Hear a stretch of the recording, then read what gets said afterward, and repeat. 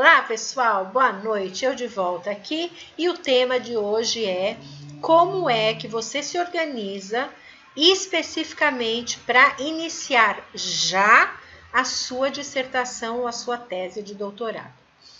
Professora, mas já no começo, eu acabei de entrar na pós-graduação, sem dúvida nenhuma. Quanto mais tempo você tiver usando para trabalhar no seu projeto de pesquisa e na produção, desde o início, maior qualidade sua dissertação ou sua tese terá no final. Mas depois a gente vai falar mais disso. Vamos lá. Primeira coisa que você tem que fazer é rever o seu projeto de pesquisa. O seu projeto de pesquisa não deve ser engavetado. Lembra? A gente tratou disso em algumas semanas atrás. O link embaixo vai te ajudar, se você não teve a oportunidade de ver esse vídeo, a ver esse vídeo sobre o projeto engavetado, que é o que acontece, eu diria, sendo muito bondosa, 90% dos casos, no início do mestrado ou do doutorado. Por quê? Porque as disciplinas e os trabalhos das disciplinas dos nossos cursos de pós-graduação, eles tomam conta do seu tempo e você acaba esquecendo totalmente do seu projeto, junto cá entre nós com os seus orientadores e os seus professores e professoras que simplesmente se esquecem que você está na pós-graduação para desenvolver um projeto de mestrado ou de doutorado, um projeto de pesquisa, que foi o que te colocou para dentro, né? Bom, então, o primeiro passo, você vai rever, vai pegar o seu projeto, tirar uma boa cópia, deixar em cima da sua escrivaninha, onde quer que você trabalhe, e você vai rever este projeto.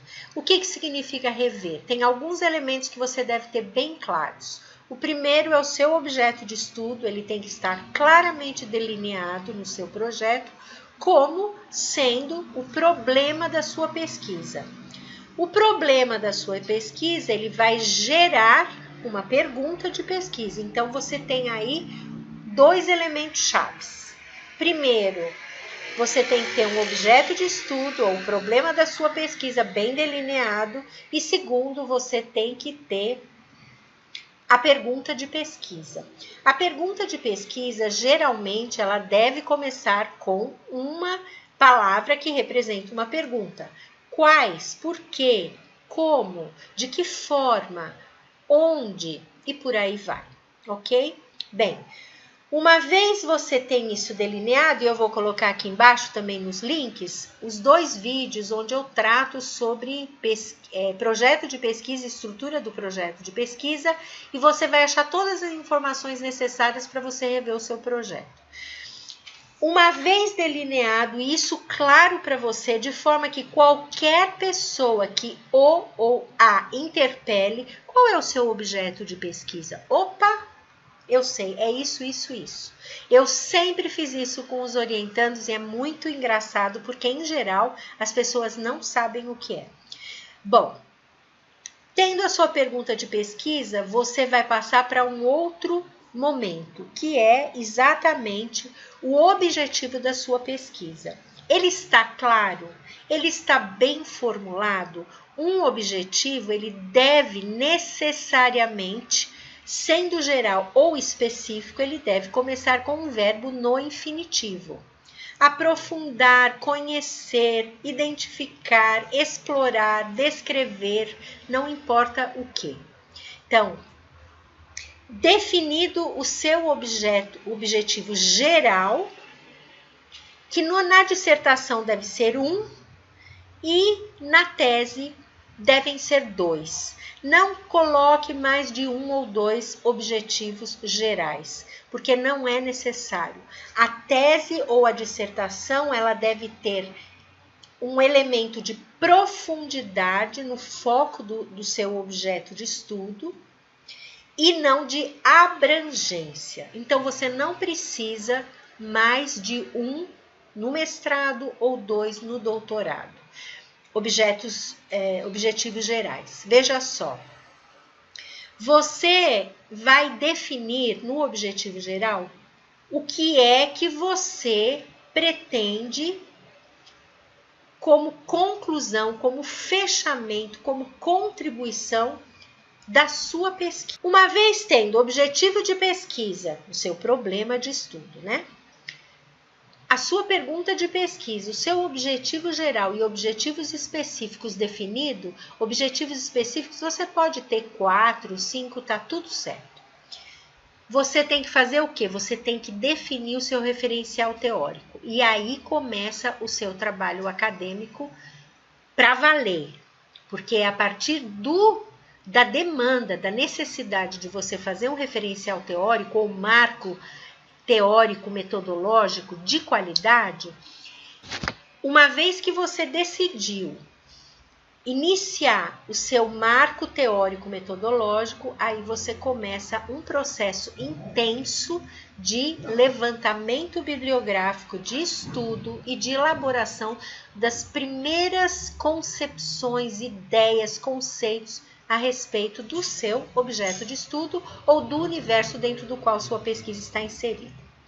Bom, depois no seu projeto de pesquisa, depois do referencial teórico, você tem o quê? Você tem os elementos metodológicos, ou seja, qual é o tipo de pesquisa que você está adotando, qual é o tipo de metodologia, portanto, que você vai adotar para a sua tese ou para a sua dissertação. A partir disso, como é que você vai proceder à coleta de dados no campo, ou, se for uma pesquisa teórica, nos recursos teóricos produzidos, né?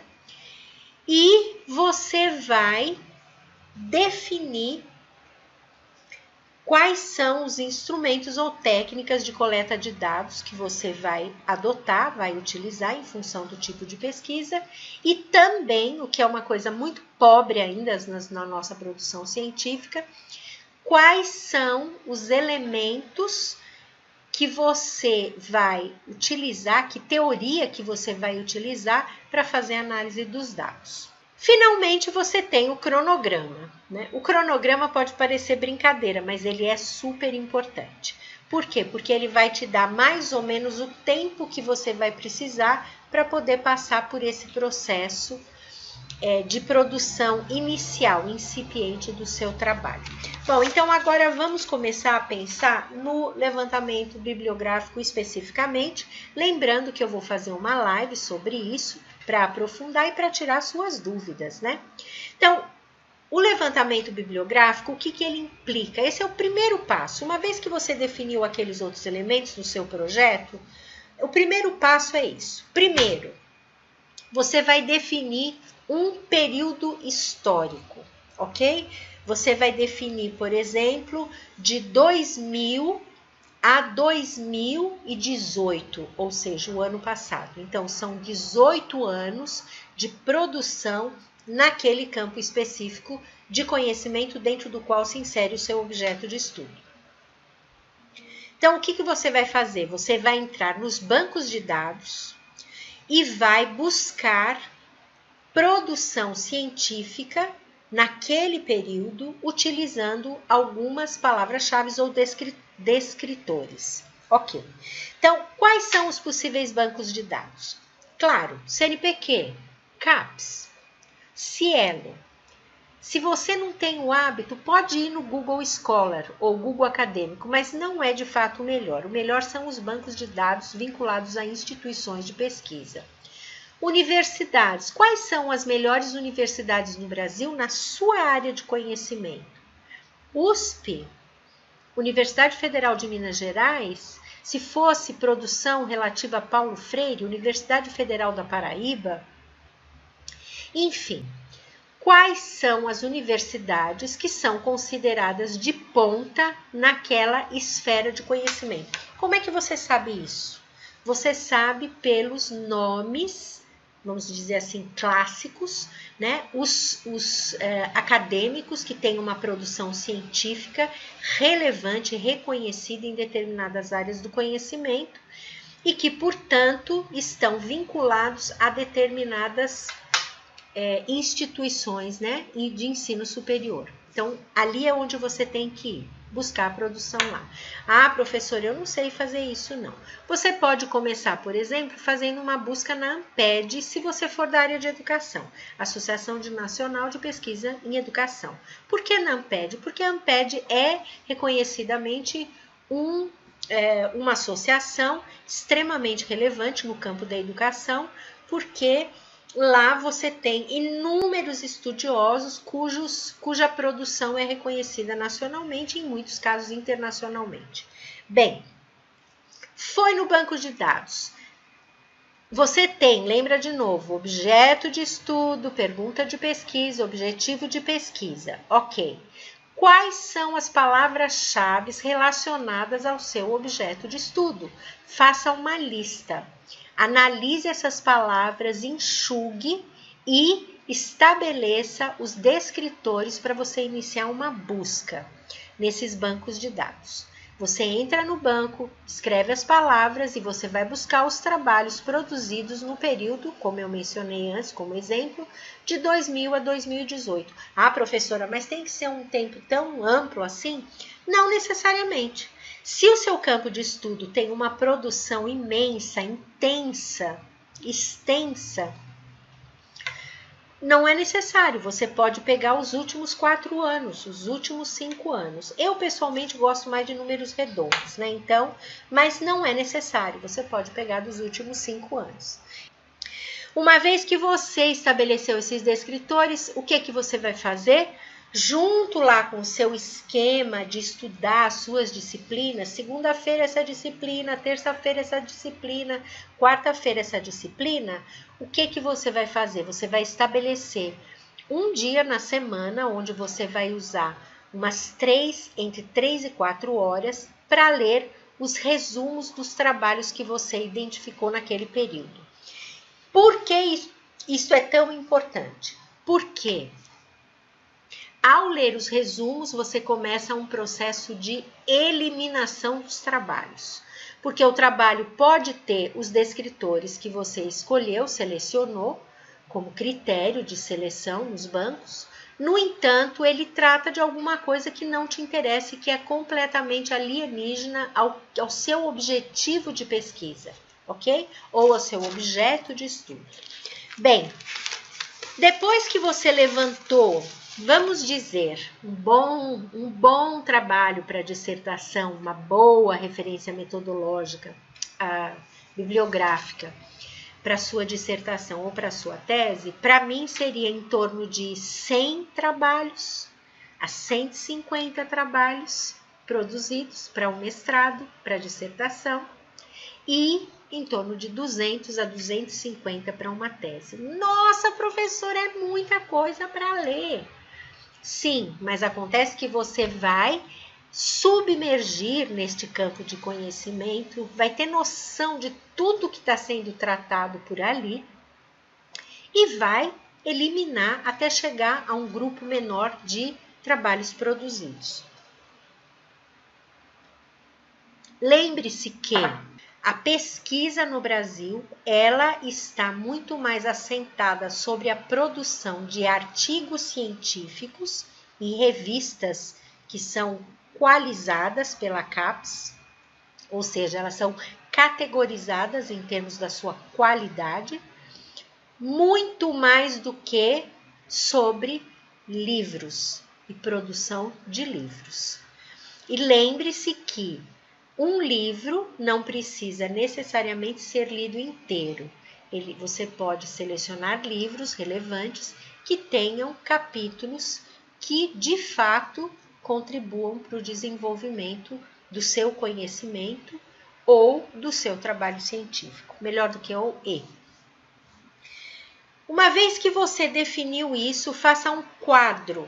Faça uma planilha, se você puder. Se não, faça um quadro onde você vai colocar os artigos que foram identificados, os livros que foram identificados com os correspondentes capítulos que você precisa ler, as entrevistas que você eventualmente encontrou de algum acadêmico importante discutindo o tema num programa de televisão, os vídeos que você identificou do YouTube, alguns livros em outras línguas ou artigos em outras línguas. Então, você vai estruturar tudo que você conseguiu identificar no seu processo de levantamento bibliográfico e aí você vai pegar o seu cronograma e vai fazer um plano de leitura deste material. Os artigos que foram selecionados dos 150, vamos dizer que ficaram 36 artigos relevantes para o seu trabalho. Aí sim você vai ter que ler o artigo inteiro. Então vai ter que ler, fazer fichamento e tal. O livro, você tem 5 livros com 8 capítulos que precisam ser lidos, você vai ter que ler todos os capítulos, ok? Inteiro, o capítulo inteiro. E fazer também a coleta de dados teóricos, vamos dizer assim, né? Que é a revisão de literatura. Os vídeos do YouTube, você assiste o vídeo, faça suas anotações, retire as falas que podem ser usadas como citação. E, importantíssimo, fundamental, crucial. Meus estudantes falam, professora, mas eu vou começar a fazer isso desde o começo? Sim. Primeiro, você vai começar a construir o seu capítulo de metodologia. E tudo que você fez, você vai descrever no seu capítulo. Porque depois, meu querido e minha querida, você se esquece do processo. Então, para ter uma tese, uma dissertação de qualidade científica, você tem que ter um capítulo de metodologia. Infelizmente, no Brasil, isso, como eu disse uns minutos atrás, não é considerado relevante. Com muitas frequências, as orientadoras e orientadoras orientam os seus estudantes e as suas estudantes para que escrevam os procedimentos metodológicos na introdução. Impróprio, inadequado, desatualizado. No universo da ciência não é assim que funciona. Bem, então você inicia o seu capítulo de metodologia e depois a gente vai ter um vídeo falando especificamente disso. E principalmente a sua referência. Por quê? Porque a cada material dos 150 aos quais você teve acesso, você vai fazer já a sua digitação das referências específicas, porque é mais fácil você eliminar um material que não foi selecionado do que ficar buscando depois, sem saber para onde vai, os que foram selecionados. Então, tudo que cair na sua mão, tudo que você tiver obtido através de alguém que mandou para você por WhatsApp um artigo de revista que saiu no dia X, já pegue os dados, vá direto para a sua referência e adicione. E lembre que se você fizer isso, vai ser muito mais fácil para você quando você concluir o trabalho, ou seja, a sua dissertação ou a sua tese. Gente, é interessante porque muitas pessoas que concluem a sua tese e a sua dissertação enlouquecem porque eles têm que correr atrás de elementos que estão referenciados na produção textual da tese e da dissertação e simplesmente não sabe aonde que viram, porque você vai dar de cara com milhões de produção. Então, cuidado, comece a fazer sua referência e seu capítulo de metodologia a partir do primeiro dia, ok? Eu espero que esse vídeo tenha te ajudado, tenha te trazido algumas luzes. Se você gostou, clique em curtir, por favor. Faça o seu comentário, mande as suas dúvidas, eu respondo diretamente para você e também uso alguns dos questionamentos que foram feitos para outras oportunidades em outros vídeos, ok? Bom, paramos por aqui e em breve a gente retorna com mais coisas interessantes no canal Science. Namastê!